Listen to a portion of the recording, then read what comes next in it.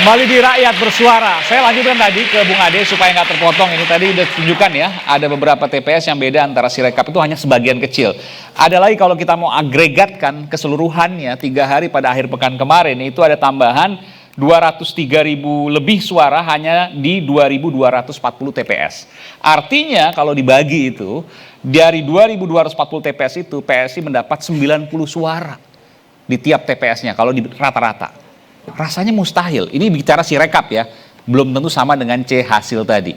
Apa yang terjadi? Kenapa cuma PSI dan Gelora ada sedikit, tapi paling banyak ke PSI? Apa karena ini adalah partai putranya presiden? Atau apa?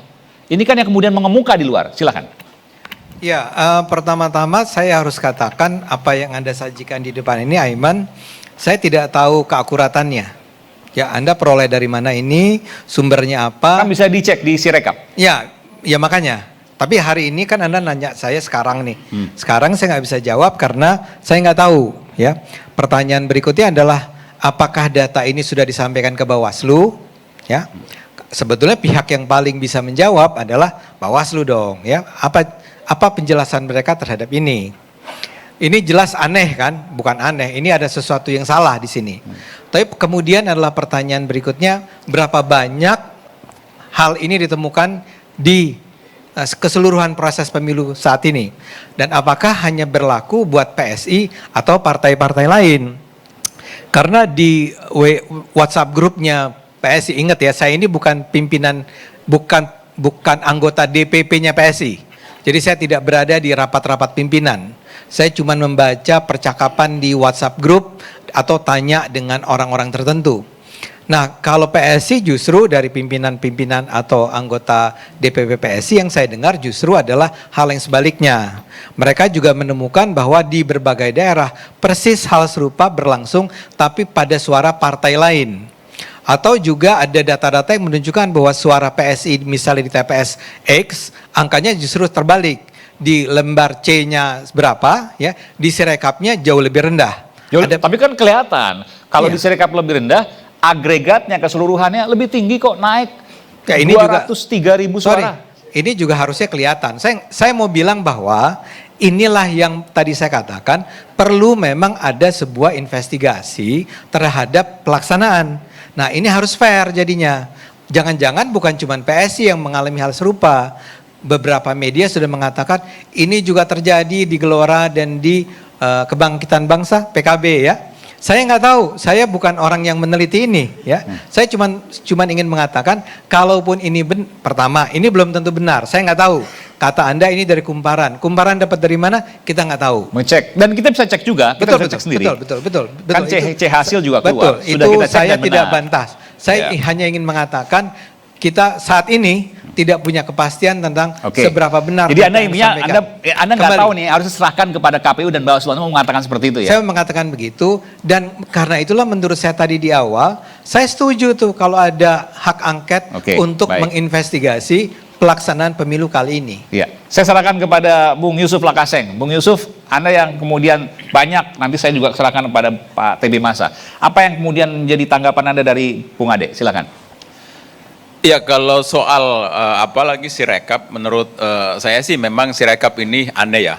Di tengah kemajuan teknologi informasi yang sudah semaju ini, kok bisa KPU ya membangun sebuah aplikasi Sirekap untuk membantu kita semua agar mengetahui dengan cepat hasil pemilu, hasilnya berantakan kayak begitu. Tidak ada kecurigaan lain kecuali mungkin harus kita simpulkan bahwa ini adalah alat kecurangan. Sirekap alat kecurangan. Karena ketika ini bermasalah di tengah perjalanan proses perhitungan manual itu, ada pemberhentian penghitungan di tingkat kecamatan. Dan ketika pemberhentian perhitungan manual di tingkat kecamatan, itulah banyak setannya. Disitulah terjadi perubahan C hasil. Nah, tapi kan begini, saya harus fair juga. Kan bisa dicek di C1 hasil, di C hasil ya. Oh ternyata salah, dibenerin lagi. Oh ternyata salah, dibenerin lagi. Gimana komentar Anda? Iya, saya bilang begini, saya kenal teman-teman PSI. PSI sih nggak punya kemampuan. Saya tahu Anda mantan PSI kan? Iya, saya bahkan ikut membangun partai ini sejak awal. Mereka nggak punya kemampuan untuk bikin kecurangan. Tapi kekuatan Mereka nggak punya kemampuan untuk bikin kecurangan. Ya, tapi Kenapa? kekuatan yang mensupport mereka punya kemampuan besar untuk membuat mereka masuk Senayan. Maksudnya? Ya? Jadi ya, saya Sebentar. Ada kekuatan super yang membantu PSI yang dugaannya adalah kecurangan. Ini soal diksi nih ya. ya. Jadi soal masuk ke Senayan itu kan memang nggak ada masalah. Saya ketika setelah hasil quick count itu, yang langsung saya ingat adalah omongannya Andi Wijayanto, yang membocorkan obrolan dia dengan Pak Jokowi, yang menyampaikan bahwa ketika ngobrol dengan Pak Jokowi bilang bahwa hebat sekali kalau kalian menang melawan saya. Saya akan buat pasangan Prabowo Gibran menang satu putaran, dan itu tertunaikan dengan baik. Yang kedua adalah saya akan bikin PSI masuk Senayan, itu masih jadi utang sampai sekarang. Yang kemudian yang ketiga adalah suara PDIP pasti turun, dan itu juga tertunaikan. Walaupun PDIP hari ini adalah pemenang, tapi 21% turun ke 16, itu adalah angka kalau dilihat 5% bisa membuat satu partai politik lolos parliamentary threshold. Ya. Nah, makanya kemudian ya, saya sebenarnya kalau dengan PSI kita nggak ada sirik-siriknya. Kita ingin partai anak muda ini lolos ke Senayan, tapi dengan cara yang benar, dengan cara yang baik. Kalau memang mereka belum sampai ke sana, menurut saya juga itu bukan sebuah kekalahan.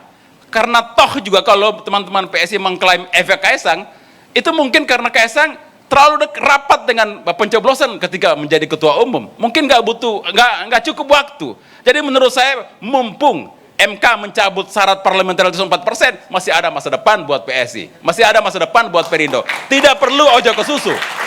Karena kalau ke susu, bahayanya adalah, taruhannya adalah legitimasi pemilu ini secara keseluruhan. Kita tahu, Presiden, Pilpres, sudah begitu banyak kontroversi. Dan satu-satunya pemilu, pasca selesai pencoblosan, langsung muncul ide hak angket adalah pemilu kali ini. Tidak mungkin tidak ada apa-apanya, lalu kemudian muncul hak angket itu. Dan Kompas mensurvei 62,3% rakyat mendukung.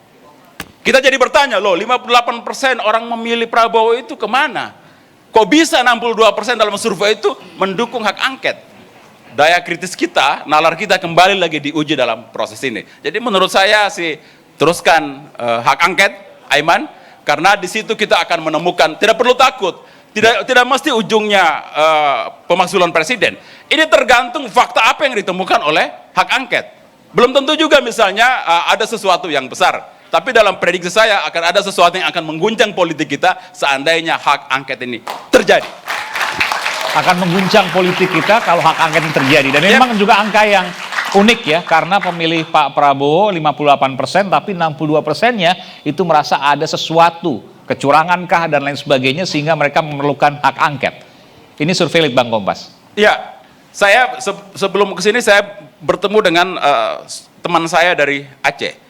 Dia adalah seorang caleg, bukan partai pendukung Pak Prabowo. Dia punya saudara, seorang kepala desa di salah satu kabupaten di Aceh, Pidijaya. Dia bilang cerita saudara dia atau adik dia yang kepala desa itu, mereka dikumpulkan oleh aparat lalu diminta untuk memilih pasangan Prabowo Gibran, satu desa paling tidak 200 orang. Lalu kemudian operator lapangannya adalah partai lokal di sana. Berarti kalau pemilihan kabupaten dan provinsi yang harus pilih caleg partai lokal itu, lalu untuk DPR RI-nya, pilih partainya, Pak Ade Armando. Ini dikumpulkan oleh aparat, nggak disebutkan tuh aparatnya apa ya? Iya, nggak disebutkan. Oke, perangkat desa. Ya. Lalu kemudian disuruh pilih presidennya adalah Prabowo Gibran, ya. presiden dan wakil presidennya. Ya. Dan partainya PSI. Ya. Dan itu informasi oleh salah satu perangkat desa yang akan nanti dihadirkan dalam angket misalnya jadi. Ya, menurut saya kalau hak angket jadi dibentuk, menemukan hal-hal semacam itu tidak akan susah. Karena itu terjadi atau menjadi fenomena secara nasional, ya kan? Nah, itulah yang menurut saya bilang kalau itu ditemukan, maka baru ada kemudian keguncangan politik secara nasional. Kita tidak tahu, bisa jadi ujungnya presiden dimakzulkan, tapi tujuan angket menurut saya bukan itu. Tujuan angket adalah mencari fakta, mencari kebenaran, betul tidak pemilu ini terjadi kecurangan, ya. Karena Pak Aiman, karena tidak, peristiwa, kalau kita lihat kan peristiwa MK, itu sama persis dengan Watergate. Ya. Justru lebih berat dari Watergate. Watergate itu cuman Nixon mencoba memasang alat penyadap di kantor pemenangan Partai Demokrat. Ini ya mencoba mencawe-cawe, membegal satu mahkamah yang menjadi rumah yang harusnya menjaga konstitusi. Tapi itu bisa ditembus. Ya. Yang kedua adalah bansos. Bansos kok bisa? Di mana rasionalitasnya? Bansos angkanya nggak ada bencana apapun bisa melebihi angka dari zaman COVID. Ini apa coba? Ya, saya ingat politik gentong babi itu. Ini semua bisa dibongkar. Jadi karena angket menyangkut soal undang-undang, pelaksanaan undang-undang, tentu ada undang-undang pemilu, tentu ada undang-undang APBN kalau soal bansos, tentu ada undang-undang soal keuangan negara. Jadi menurut saya adalah Dan ini harus dibongkar dan itu lewat hak angket. ya, kenapa harus dibongkar? Karena ini adalah pemilu terburuk menurut saya. Pemilu paling brutal kalau menurut juru bicara PKB yang tadi bicara di paripurna DPR. Harus dibongkar karena kalau tidak nanti kebrutalan ini menjadi inspirasi rejim sebelumnya. Baik. Jadi makanya harus kita nyatakan bahwa agar semua presiden sejarah memberi pelajaran kepada kita semua bahwa jika ada kekuasaan yang melebihi kepatutan, maka dia harus dikatakan stop oleh rakyat. Pak Adil dari Perindo, saya ke TB Masa. Pak TB Masa dari Partai Umat, silakan Pak TB. Ya, yang pertama, kita tidak berhenti pada kesibukan untuk memperdebatkan soal perolehan angka-angka. Yang pertama kita harus ingat bahwa ini adalah satu transisi demokrasi yang semua kita itu sangat berkepentingan untuk menyelamatkan demokrasi ini. Dan kita harus lihat pada catatan sejarah, pemilu 55 itu adalah pemilu yang sangat jujur, yang sangat fair. Mestinya pemilu 55 itu harus menjadi rujukan, yang kebetulan dilakukan oleh Masyumi, Partai Masyumi. Nah, berdasarkan itu, kita sangat berkepentingan bahwa kita punya tradisi demokrasi yang sudah dirintis oleh para pendahulu. Dan kita lihat pada demokrasi liberal, terlepas dia ada sisi lemah, tetapi relasi kekuasaan, ya, juga termasuk presiden dengan parlemen, itu kan juga memberikan satu kontribusi terhadap pematangan secara politik. Sayangnya kita demokrasi pada Orde Baru dan sebelumnya terpimpin dari Orde Baru, demokrasi kita absen, hampir setengah abad. Dan kemudian kita masuk ke reformasi. Dan kita yakini, dan kita sudah sampai pada satu kesimpulan, demokrasi adalah satu-satunya sistem politik yang bisa menyelamatkan negeri yang besar ini. Nah, apa yang ingin saya katakan bahwa, ini sedikit saya agak surut. Jadi bangunan politik kita ini itu belum selesai. Kenapa belum selesai? Struktur sosial ekonomi kita itu masih berada pada dominasi segelintir orang. Dia mempunyai penguasaan ekonomi dan juga sekaligus kekuasaan. Nah, kekuatan ini sekarang apa yang disebutkan oligarki ini adalah struktur yang terus dan tidak bisa diinterupsi. Nah, saking powerfulnya cara-cara pemilu curang itu adalah cara merampas kekuasaan yang sangat sadis. Ini luar biasa. Kalau saya katakan bukan TSM lagi, sudah pantas kericuan pemilu pada sekarang ini kita sebutkan pemilu yang sangat brutal. Tidak ada moral, tidak ada tanggung jawab bagaimana untuk membawa Indonesia ini ke arah yang lebih baik. Kita sebenarnya sangat berkepentingan kalau pemilu yang lalu itu seakan-akan masyarakat kita terbelah, kampret dan cebong, kita berharap sebenarnya pemilu sekarang itu lebih baik. Ketidakpuasan, soal-soal konflik sosial, konflik politik, soal ketimpangan, semestinya itu bisa ditransformasikan melalui demokrasi yang lebih berkualitas, melalui pemilu yang berkualitas.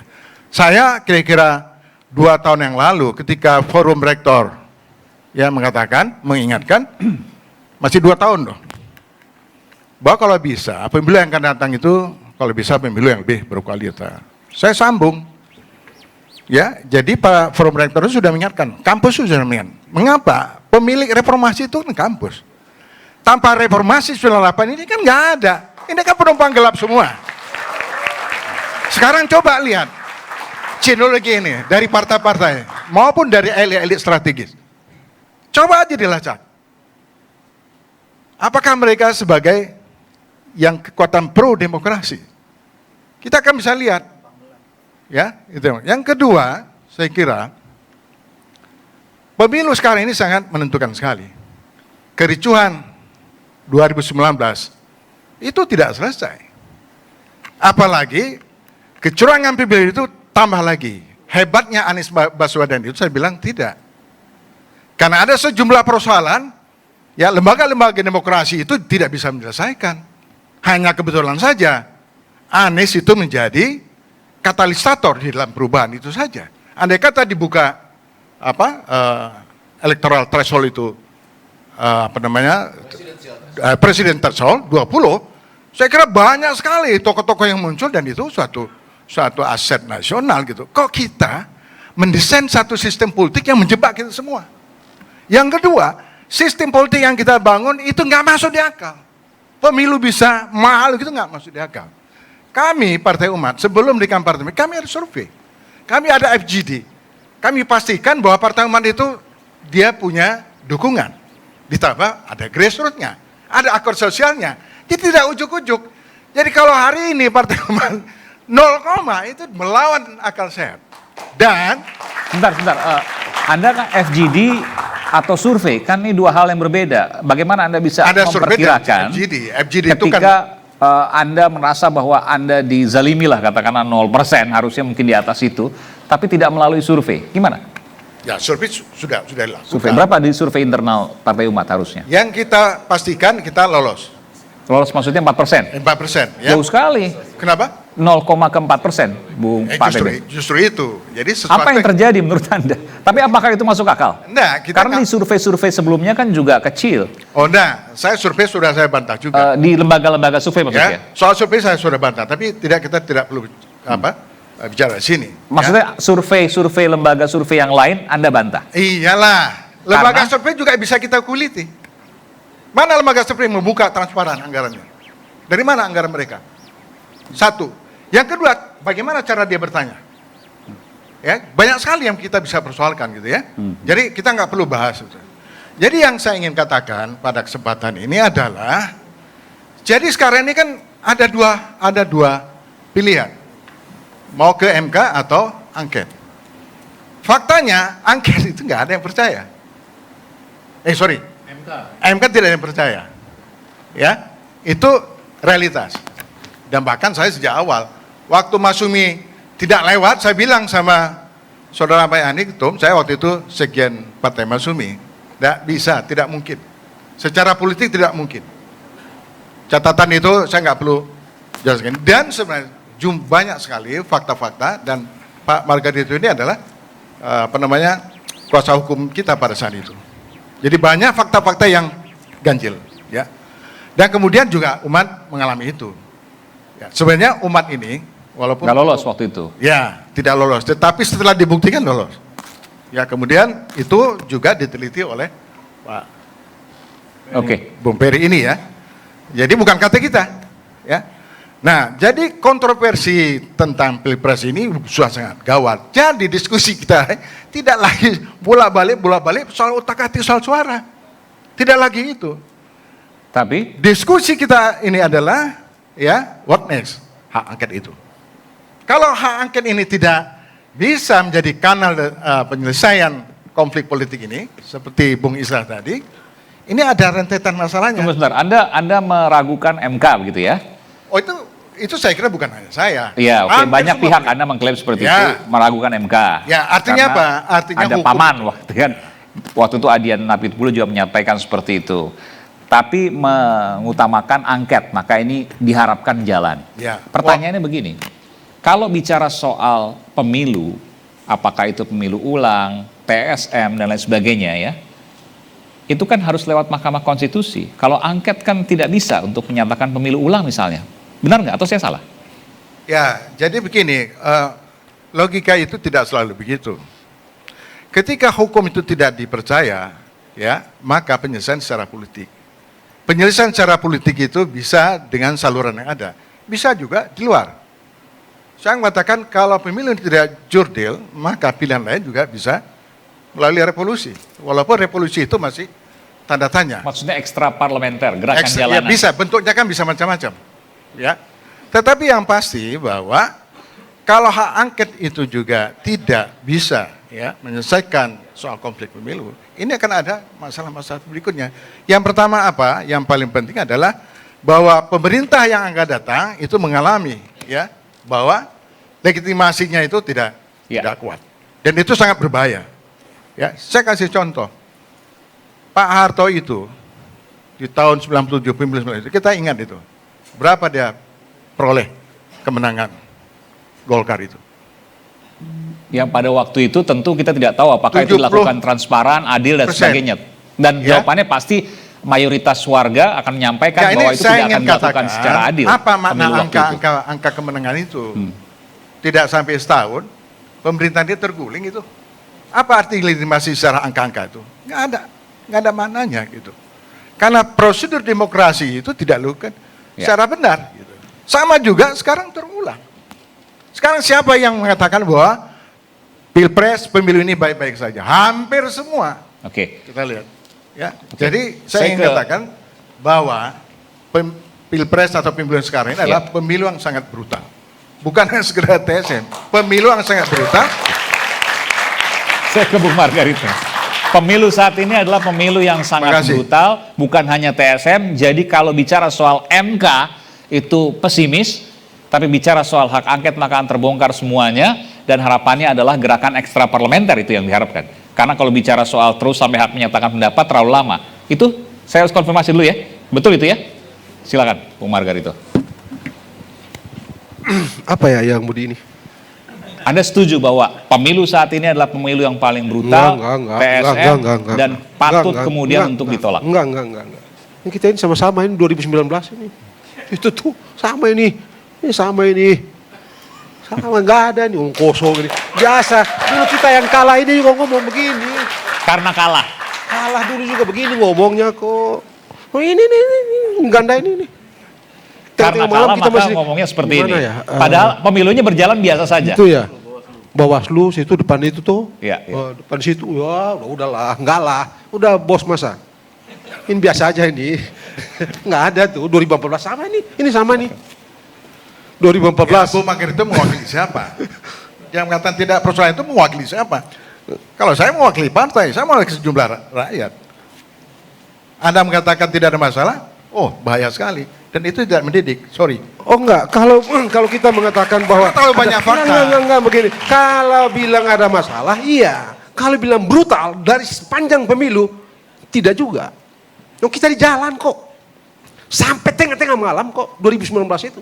Ini Mbak Beni ini sini di belakang-belakang sini. Ini orang-orang ini nih. Bagaimana belum lagi kita di mana di ujung Menteng itu ada Bos Ferry, ada lalu. Hatam kita nusul pemilu di kemarin. Ini enggak lah. Enggak kok. Bung Ferry, Anda mau sedikit saja sebelum saya break, Anda sedikit saja bisa menyampaikan bahwa ini pemilunya biasa-biasa aja. Enggak begini bos. Suara kalah enggak begini Aiman. Kamu jangan adu. Saya nanya. No, jangan kamu adu. Saya ngerti cara main kamu. Ini bukan soal saya adu, ini ngerti bicara cara soal kamu main. Iya, justru saya mengerti itu cara kamu main. Saya ngerti. Saya ngerti permainan ini. Ngerti permainan. Jadi jangan kamu, biar supaya kita satu-satu, kita mau bicara tentang bangsa ini, Anda masih kita bicara bar kecil ini. Silakan. Kamu mau apa? Saya Begitu itu loh. Bung Anda jangan Margarito salah masih loh. mau sampaikan. Ini orang bola-balik bicara curang. Anda ini tersangka kan? Karena Anda Saya masih bilang saksi, Bung Margarito. no. Kalau Dan tidak ada saksi, kaitan dengan pribadi begini. saya. Enggak supaya total ini. Enggak supaya ini beres. ad hominem. Ya, ad Enggak. hominem itulah menyerang pribadi. Karena saya nggak tahu Tidak. juga kenapa kemudian saya menanyakan apa yang kemudian Anda Enggak. sampaikan Kita kepada Bung mesti Ferry. supaya- Kenapa Anda takut? Enggak, tidak takut. Oh ya kalau gitu Anda Loh, dengarkan. enggak. Kalau gitu Anda dengarkan dong. Silakan Bung Ferry. No, tidak begini supaya kita ini diskusi ada arah. Supaya mungkin beres. ngomong dikit lagi kasih aja. Makanya saya Supaya kasih tadi, beres. saya Supaya kasih kita tadi. tidak muter-muter. Silakan, Ini udah oke. ini sudah 14 hari. Dari Tanggal 14 tanggal 14 hari. sampai dengan tanggal berapa Tambah sekarang? 15, tambah 5, 20 hari. 20 hari. Ya kan? Silakan. Bolak-balik itu juga. Curang. Sementara kalau kita bicara mengenai pemilu, undang-undang pemilu, curang itu diselesaikan di Bawaslu. Prosedur itu, administrasi macam-macam yang Anda bilang tes macam-macam, pergi ke situ. Begitu kerangka kerja pemilu. Ini sudah 20 hari. Oke. Bola balik siang malam. Jadi salah membahas ini salah. Hah? Membahas ini Saya salah. nggak tahu deh, salah apa enggak. Enggak, menurut Anda gimana? Ya, kalau saya sih nggak ada faedah lagi. Enggak ada faedah, tapi Anda datang ke sini. Hah? Anda datang ke Kalau sini. saya hormat aja. Bahwa Anda datang, Anda tahu undang, saya topiknya, datang. Anda datang ke sini, artinya dan Anda merasa bahwa itu nggak ada faedah, nggak masuk akal. Hak angket boleh tapi, hak angket boleh ya. Urusan ini kok angket itu kan hak yang diberikan pada DPR. DPR sebagai institusi. boleh ya. Sebagai institusi. Ya, Penggunaan hak itu digantungkan pada sejumlah syarat. ya. Satu diantaranya misalnya harus diusulkan oleh tidak kurang dari 25 orang, lebih dari satu fraksi. Ya. Lalu setelah itu dibawa ke pimpinan, dibawa ke paripurna, baru diputuskan di paripurna. Jalan atau tidak?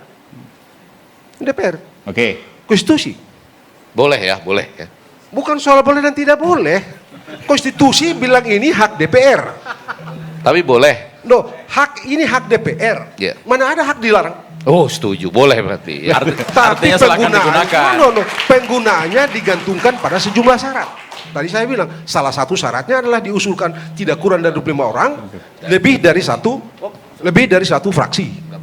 Dibawa ke pimpinan DPR, dimusyawarahkan, dikasih ke badan musyawarah, dibicarakan, lalu diagendakan ke rapat paripurna. Di sana, di rapat paripurna ada quorum rapat, ada quorum pengambilan keputusan.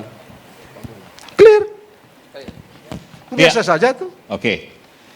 Sekarang Nah, kalau kita mau bicara di dalam, nah kalau bolak-balik bicara curang-curang, terminologi yang digunakan dalam Undang-Undang 7 2017 itu pelanggaran, nggak ada curang.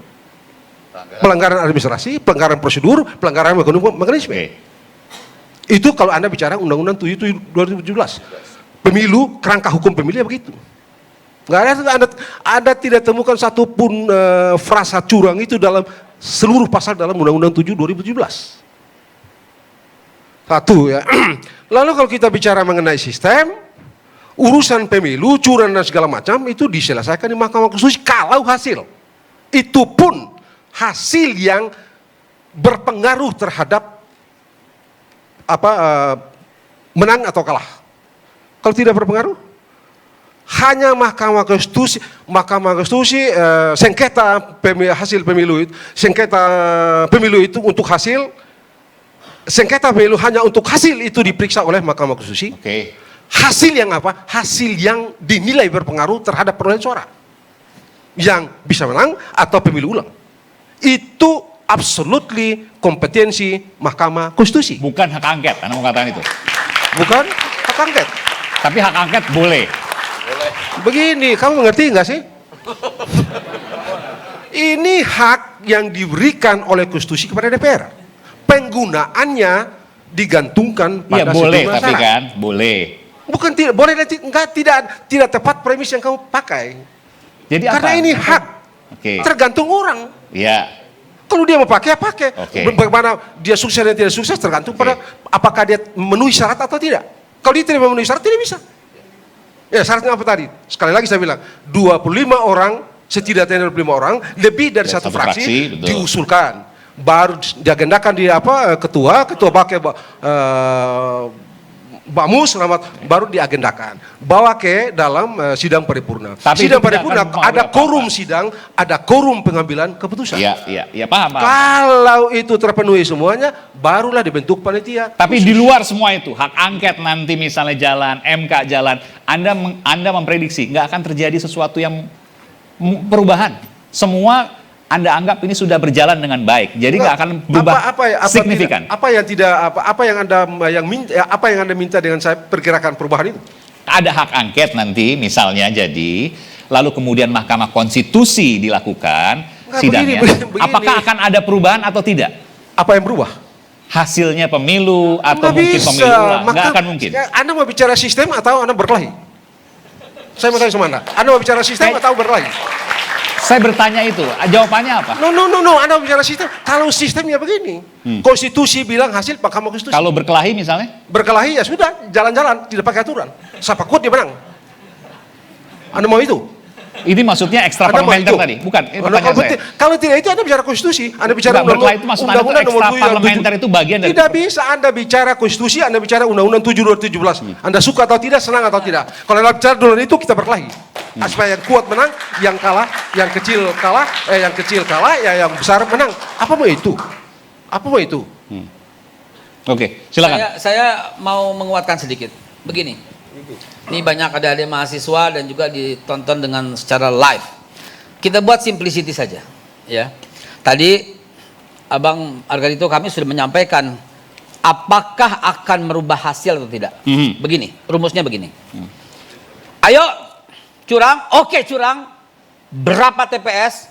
TPS mana saja? Dibuka semua. Bahkan saya berani mengatakan semua yang diindikasikan TPS curang, ambil. Untuk siapa? Untuk 01, ambil. Untuk 03, ambil. I guarantee you tidak akan merubah hasil. 20 Oktober, Pak Prabowo tetap dilantik. Jadi sekarang kita rakyat sedang dipertontonkan oleh para intelektual yang sebenarnya tahu bahwa 20 Oktober itu berakhir kekuasaan Presiden Jokowi. Dan pemerintah tidak boleh ada kekosongan kepemimpinan.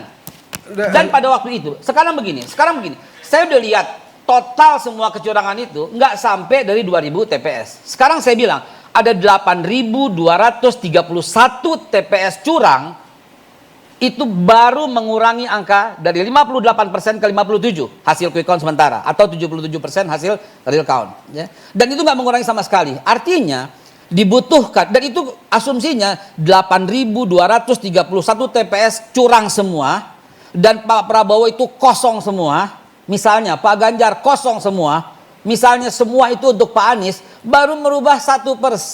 Angka Pak Anies naik, Pak Ganjar tetap, dan Pak Prabowo turun.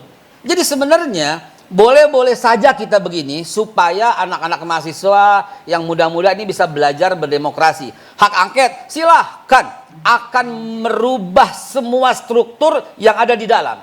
Nggak ada masalah buat hak angket, silahkan. Karena hak angket itu ketika diteliti semua bukan hanya meneliti presiden. Jangan lupa. Yang pertama kali menyampaikan ini adalah Pak Ganjar. Kenapa? Karena dia kecewa. Dia kecewa angkanya tidak sesuai dengan prediksinya. Tapi jangan lupa juga, asal muasal ini semua adalah ketika Ibu Puan mau ambil Gibran. Mas Gibran nggak mau. Yang kedua, Pak Ahmad Ali dari Anies juga, dan Pak Anies udah ketemu sama Gibran. Gibran nggak mau. Oh, jadi masalahnya di Gibran ini ya. Akhirnya, sebentar. Akhirnya, setelah Pak Ganjar ketemu dengan Gibran nggak mau. Dalam lari pagi, dalam sidang, dalam pertemuan, Pak Anies juga nggak mau. Akhirnya Mas Gibran mau dengan Pak Prabowo. Dan kemudian diadakanlah pemilu. Dan ternyata rakyat menang. Beberapa pemilu yang diindikasi curang, diulangi tetap menang. Jadi teman-teman, kita ini dipertontonkan oleh para ahli, para komentator yang sebenarnya tahu ujungnya. Cuman biar kelihatan berjuang sampai akhir, gitu loh. Itu kelihatan gitu loh. Saya tahu Bung Saganda, Bung Gus Islah bakal jawab sedikit. Tapi jelaskan dulu soal pemungutan suara ulang yang curang. Karena setahu saya pemungutan suara ulang tidak karena faktor kecurangan. Jadi beliau salah nih. Pemungutan suara ulang karena dideteksi ada pilihan ganda. Terjadilah PSU. Di sana saja beliau sudah salah, apalagi yang lain. Oke, nanti kita akan bahas lepas jeda, tetaplah bersama kami di Rakyat Bersuara.